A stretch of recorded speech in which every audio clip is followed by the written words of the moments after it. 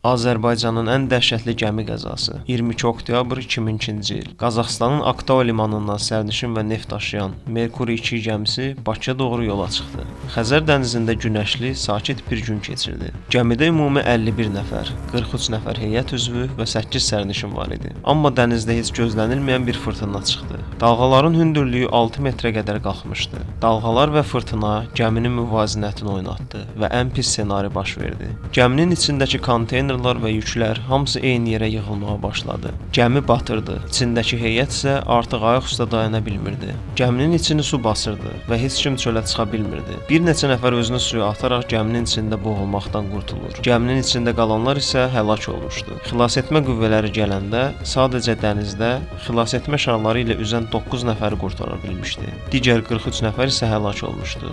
Merkuri 2 gəmisi hələ də suyun 300 metr dərinliyindədir. Gəminin anbarında 1000 tona yaxın neft qalsa da, gəmini dənizdən çıxartmaq cəhdləri uğursuz olmuşdu.